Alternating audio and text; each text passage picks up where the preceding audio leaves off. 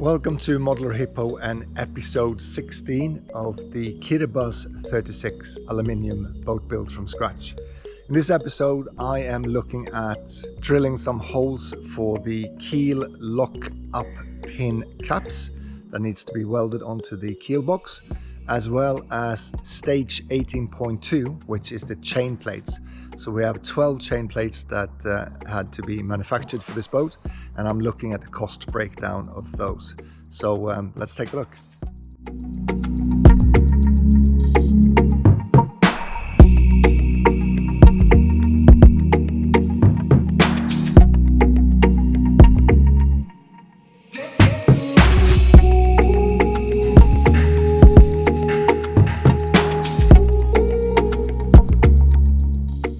Some more work on the keel box.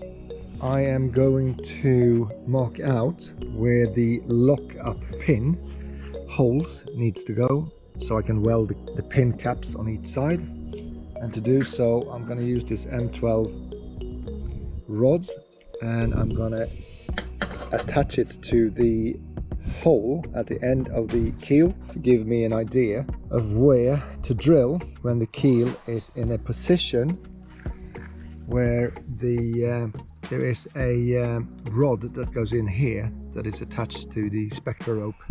So when that rod is center, the keel is in a position so the rod is center, that's when I can mark out the holes on the inside that needs to be drilled, and hopefully we should be in the right position. So the first thing I need to do is remove the lid, then push the whole keel box up so I can attach this, then slowly get it back down again, put the keel into position against the rod that I was talking about, and then mark the actual holes. We now have the lid removed, or the front lid removed, and the keel is now visible, and this is the hole I was talking about.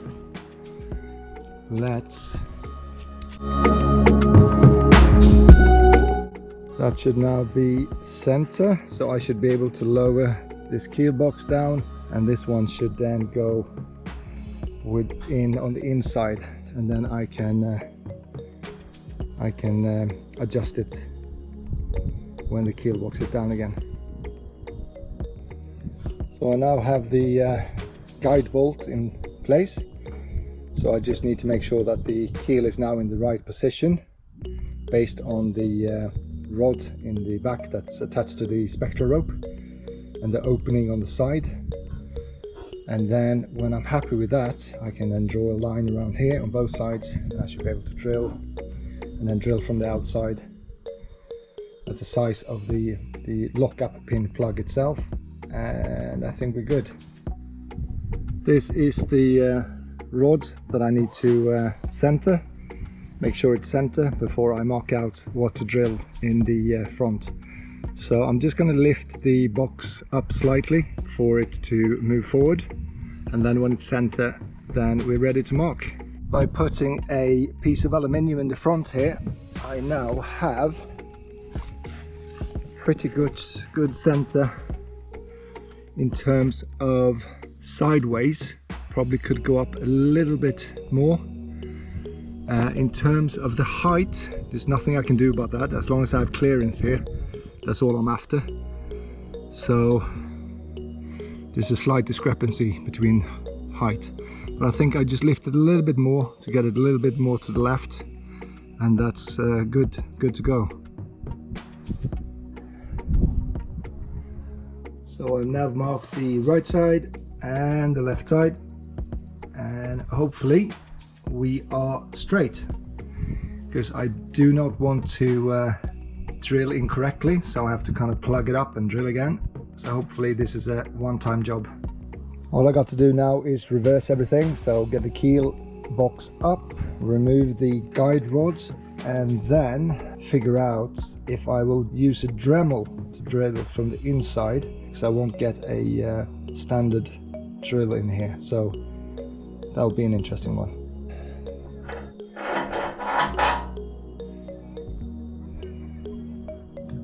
Happy to say that I was wrong. If I have a really small drill, which I can use a pilot drill, I should be able to go straight through with this handheld. So that's good news.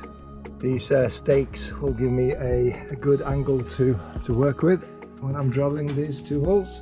These end caps are both 42mm in diameter, which means that I need to find a drill, and I think the biggest one I have is 35mm, or 36.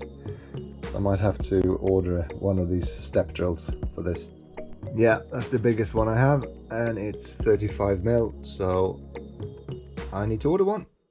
If I use a tape measure, that hole punch and that circle is 5mm higher up than that one, which indicates that the hole, or the actual plate the hole is in on the keel, isn't perfectly straight, which has made the rod that I used to measure to tilt a little bit. So what I'm gonna do, I've ordered a laser so I can drill this hole, put a laser through, and that's probably going to point 5mm a bit higher up.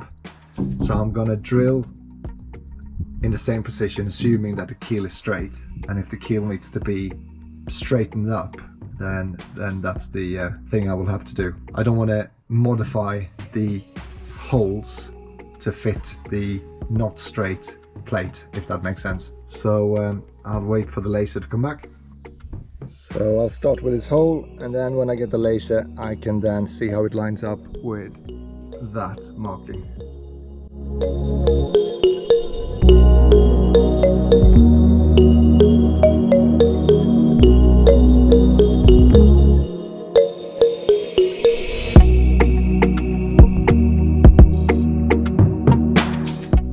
These are the 12 different chain plates that is used on the Kiribati 36. They're currently all marked up in order because each of these have a different angle.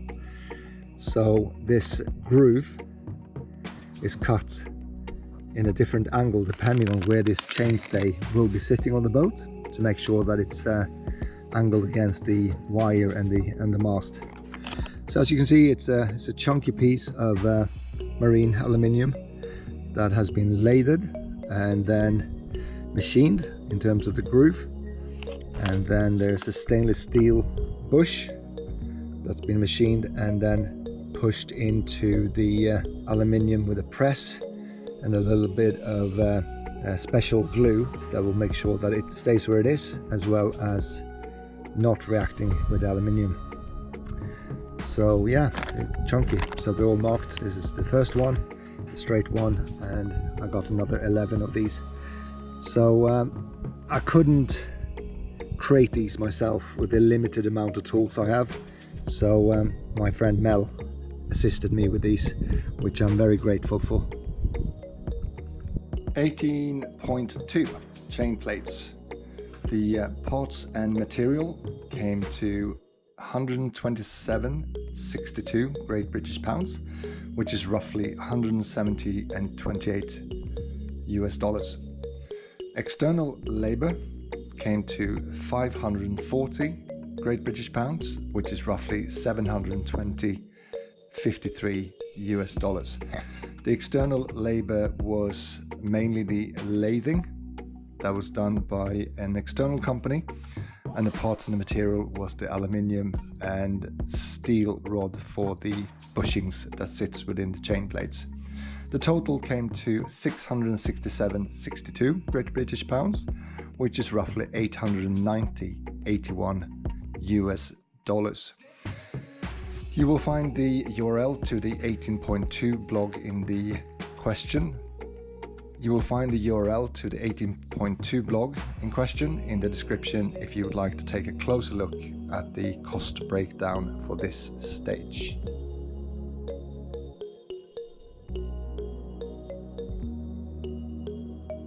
Conclusion.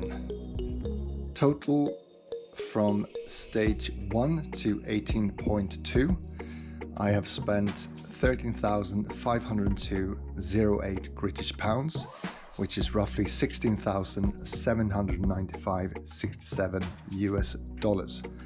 Parts and material so far stands for around 46% of the total cost. The rest is external labor, tools and plans. So that gives you a good perspective, if you have followed the build so far, of how much is material and how much can be expected to be external costs, bar from the material. You will find the URL to the Google Doc in question in the description below, if you would like a closer look at the total cost breakdown so far. Thank you for watching episode 16 of the Kiribati 36 boat build. If you haven't already subscribed and you want to see more, please hit that button. If you have any comments or concerns or ideas, stick them in the comments and I'll respond within 24 hours. If you're interested in the motor build, I have a playlist for that. And if you're interested in the other components I will have on the boat, the electrical components, there's a separate playlist for that as well. So I'll see you next time.